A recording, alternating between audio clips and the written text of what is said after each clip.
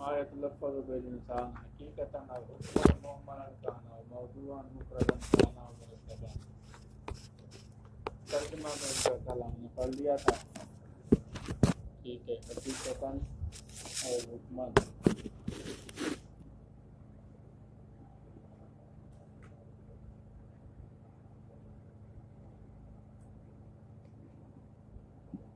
حقیقتاً اور حکماً یہ جو عبارت ہے اس کو ایک اعتراض کا جواب بنایا.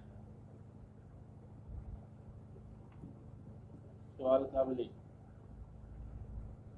اعتراض یہ ہے کہ بھئی جو تعریف آپ نے کی ہے نا، توجہ کرنا تھا، تعریف کا جامع ہونا اور معنی ہونا پڑھ کے ہر کس کو کہتے ہیں؟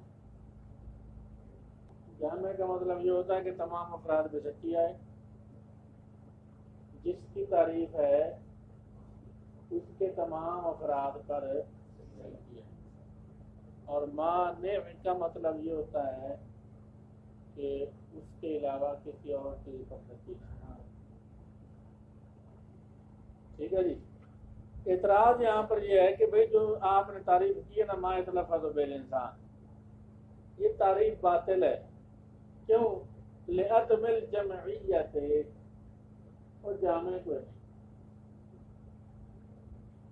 کیوں جامع نہیں ہے؟ جامع ہونے کا مطلب کیا ہے؟ کہ جامع نہ ہونے کا مطلب کیا ہے؟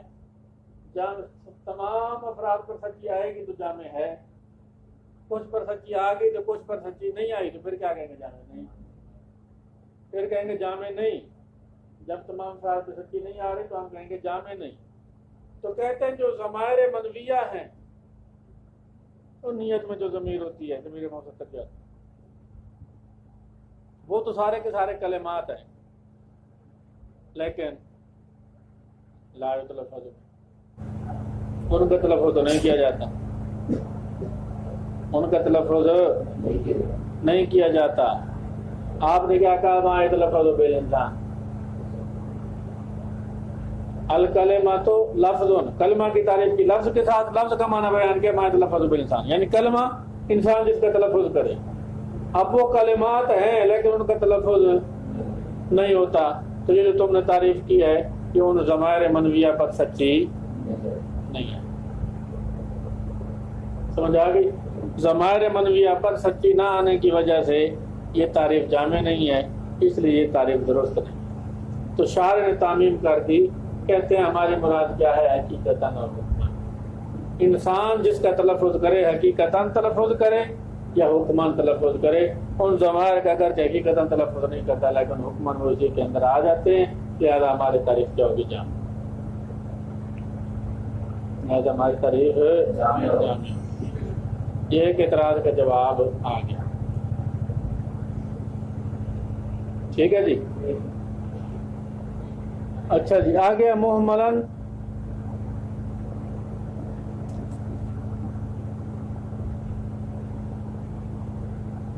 محملاً کا آنا اور موضوع، وہ محمل ہو یا موضوع ہو. محمل کس کو کہتے ہیں؟ بے معنی کو، جس کا معنی کوئی نہیں. اور موضوع کیا ہوگا؟ با معنی، جس کے بالمطابق جس کا معنی ہوتا ہے. اچھا، اب یہ جو محملاً کان اور موضوعاً ہے، یہ بھی ایک اعتراض کا جواب ہے.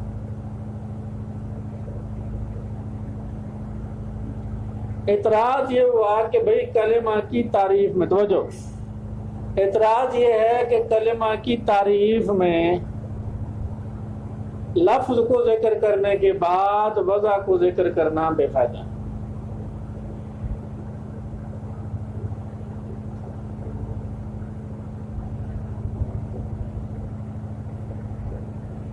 کلمہ کی تعریف میں جب لفظ کہہ دیا، لفظ کہنے کے بعد آگے وضع سے ماخوذ ہے نا، اسے مشتق ہے.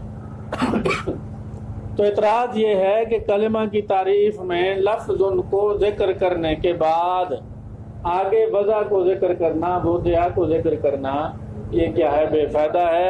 اور جی کیوں بے فائدہ ہے؟ معترض نے کہا اس لیے کہ لفظ سے مراد کیا ہے؟ با معنی لفظ. لفظ سے مراد کیا ہے؟ لفظ موضوع. معترض کہہ رہا ہے کہ کلمہ کی تعریف میں لفظ کو ذکر کرنے کے بعد وضع کا ذکر بے فائدہ ہے، کیونکہ وضع سے آپ نے اس کے بامانہ ہونے کو بیان کرنا ہے نا، وضع لمانہ بامانہ ہونے کو بیان کرنا ہے. تو مدرس نے کہا لفظ سے مراد ہی لفظ موضوع ہے، لفظ سے مراد ہی لفظ موضوع ہے. تو بامانہ ہونا اسی سے سمجھا جا رہا تھا، کیونکہ لوگ بامانہ الفاظ کے ساتھ ہی گفتگو کرتے ہیں، بے معنی کے ساتھ تو نہیں کرتے. تو پھر بامعنی ہونا اسی سے سمجھا جا رہا تھا، تو محملات اسی سے خارج ہو گئے. کس سے خارج ہو گئے؟ لفظ کہنے سے. کہ لفظ سے مراد جب کون سا لفظ لے لیا؟ بامعنی لفظ لے لیا تو محمل اسی سے ہی خارج ہو گئے، کیونکہ محمل بامعنی نہیں ہوتا بلکہ بے معنی ہوتا. تو جب لفظ کہنے سے ہی محمل خارج ہو گئے، اب محمل کو خارج کرنے کے لیے وضع لمانن کی قید لگانے کی کوئی ضرورت ہے نہیں. اس کو آپ نے خواہ ذکر کیا. یہ تھا اعتراض. انہوں نے جواب دے دیا، انہوں نے کہا نہیں، یہ محمل انکان اور موضوع کہہ کے جواب دے دیا کہ بھئی لفظ کلمہ کی تعریف میں جنس ہے، اور جنس میں تعمیم ہوتی ہے، جنس میں تعمیم ہوتی ہے. تو معرف کے افراد کو بھی شامل ہوتا ہے، اس کے علاوہ دوسروں کو بھی شامل ہوتا ہے. ٹھیک ہے، تو لفظ جنس ہے، جنس کے اندر تعمیم ہے، لہذا لفظ عام ہے. لفظ موضوع کو بھی شامل ہے جو بامعنی ہے، اس کو بھی شامل ہے، اور لفظ جو محمل ہے بے معنی اس کو بھی شامل ہے. لفظ جب دونوں کو شامل ہے تو پھر محمل لفظ کہنے سے خارج نہیں ہوا، کیونکہ لفظ خود اسی کو شامل ہے. اب اس کو خارج کرنے کے لیے آگے وضع لمانن کو ذکر کرنا چاہیے. اس لیے انہوں نے کہا محملن کان و موضوعن، انسان جس کا تلفظ کرے چاہے وہ محمل ہو چاہے وہ موضوع ہو، کہ لفظ عام ہے چاہے محمل ہو چاہے موضوع ہو، یہ دونوں پہ سچا آئے گا. جب یہ دونوں پہ سچا آئے گا تو آپ محمل کو خارج کرنے کے لیے وضع لمانن کی قید لگا دی. جب وضع لمانن کی قید لگائیں گے تو اب محمل کیا ہو جائے گا؟ خارج ہو جائے گا. اور سمجھ آگے کا کہا یہ ہو گیا محملن کانا اور موضوعن. یہ بھی ایک اعتراض کا جواب تھا، وضاحت اس کی ہو گئی. اچھا، آگے اسی طرح کا یہ اعتراض ہے کہ جنہوں نے کہا مفردن کانا و مرکبہ، اور لفظ مفرد ہو یا مرکب ہو، یہ بھی اعتراض کا جواب ہے. اعتراض یہ تھا کہ کلمہ کی تعریف میں مفرد کو ذکر کرنا یہ بے فائدہ ہے.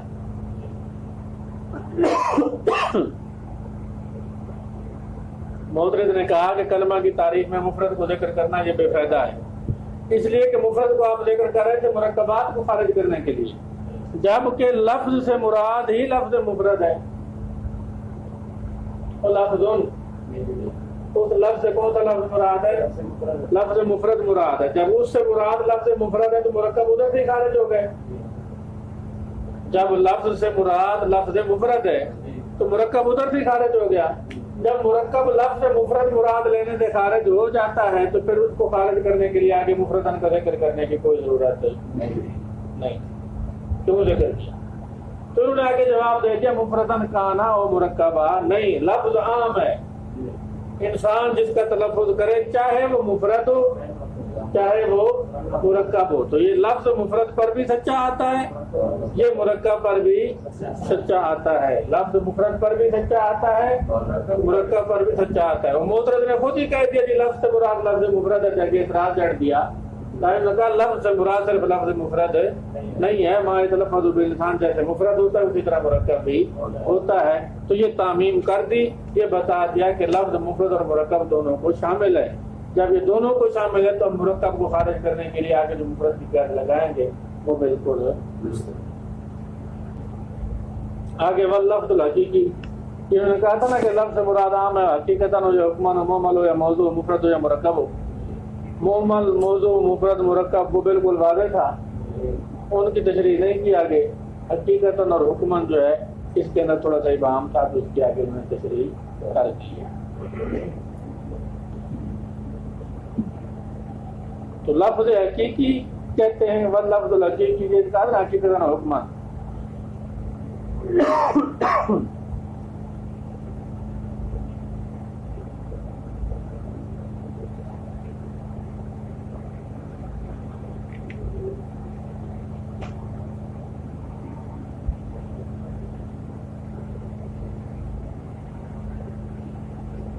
تو لفظ اس کے اندر کا معنی ملفوظ کیا ہے لفظ حقیقی میں؟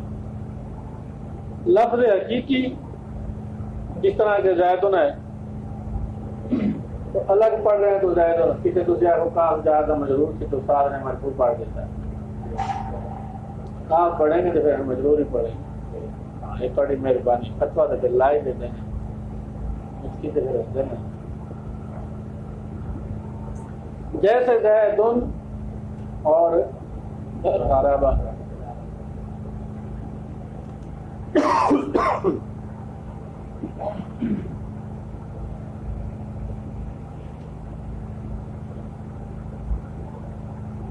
اب اس کا انسان حقیقتاً کیا کر رہا ہے تلفظ کر رہا ہے. اعتراض ہوگا جی زید تو نہیں سمجھے ضربہ فعل تو حرف کے ساتھ سوتیلوں والا سلوک کیوں کیا ہے؟ پھر وہی مثال دے ہی دیں دے. زید نظم ہے ضربہ کیا ہے کہ حرف کا بھی پھر ذکر کر دیتے حرف کا بھی ذکر کر دیتے. اس کا ذکر کیوں چھوڑ دیا ہے؟ ان آگے جی کاف تمثیل کا ذکر کیتا نہیں زیدن کا زیدن و ضربہ جیسے کہ زید اور ضربہ جیسے کہ وہ کاف جو ہے وہ تمثیل کا ہے وہ عربی کا ہے بس اردو سے گزارا کر لیا. انہوں نے اسی پہ اکتفا کر لیا.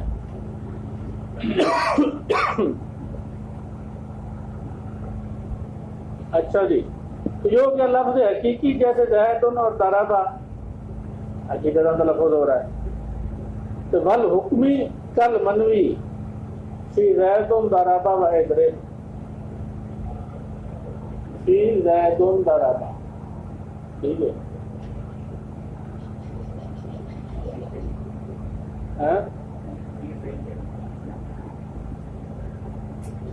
کی پڑھنا ہے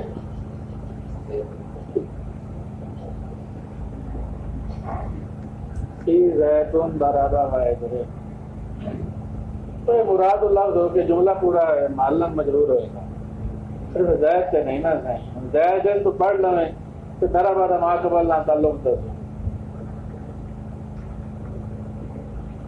نئی ترکیب کرنی پائے گی آپ پھر کوئی ترکیب ایجاد کریں گے. ویسے زید اور مبتدا سی تو ضربہ ہو دیکھیے خبر عمل آئیں گے بڑی تحقیق کی تھی تو اور حکمی کہتے ہیں زیدن ضربہ اور اضرب میں منوی کی طرح ہے. جیسے ضربہ میں ضمیر ہے تو اضرب میں بھی ہے ٹھیک ہے جی. تو کہتے ہیں لفظ حکمی زیدن ضربہ اور اضرب میں ضمیر منوی کی طرح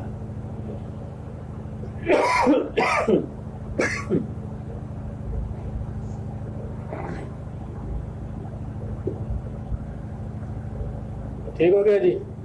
اور حکمی جیسا کہ زیدن ضربہ اور اضرب میں منوی ہے تو ضمیر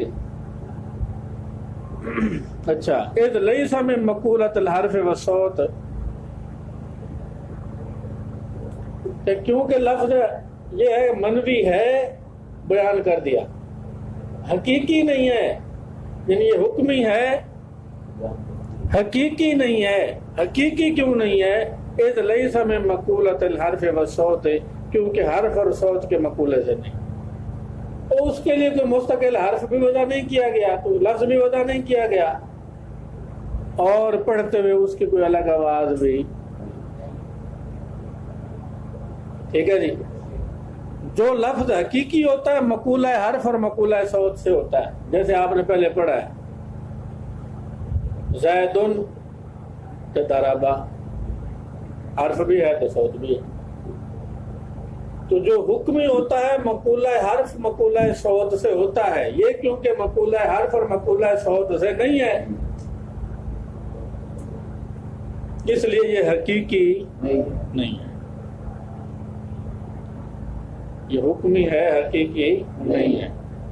از تعلیلیہ ہے کیونکہ کے معنی میں ہوتا ہے از تعلیلیہ کیونکہ یہ حرف اور صوت کے قبیلے سے بالکل نہیں.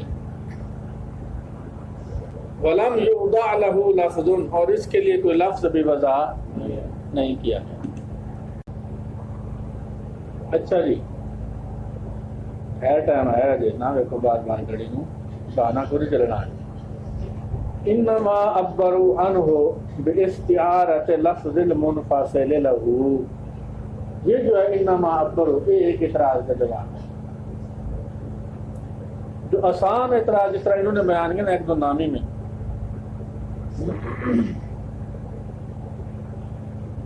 یہ میں ذکر کر دیتا ہوں۔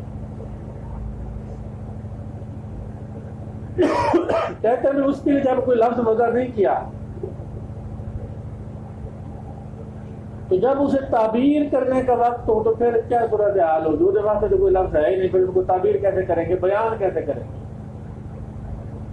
تو حکمی جو ہے جب مقولہ حرف اور مقولہ صوت سے نہیں ہے اور اس کے لیے کوئی حرف بھی وضع نہیں ہے، پھر جب اس کو تعبیر کرنے کا وقت آئے گا پھر کیسے تعبیر ہوگی، اس کو بیان کیسے کریں؟ سائن دروازہ کھول دے، دروازہ کھول دے، سائن دروازہ کھول دے۔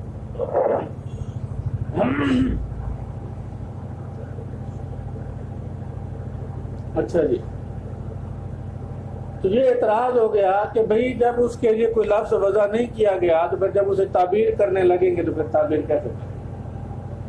تو اس کا انہوں نے جواب دیا، کہتے ہیں انما عبروا عنہ، جو دنیست انہوں نے ناویوں نے انہوں نے اس کو تعبیر کیا باستعارۃ لفظ المنفصل لہ، لفظ منفصل اس کے لیے ادھار لینے کے بعد،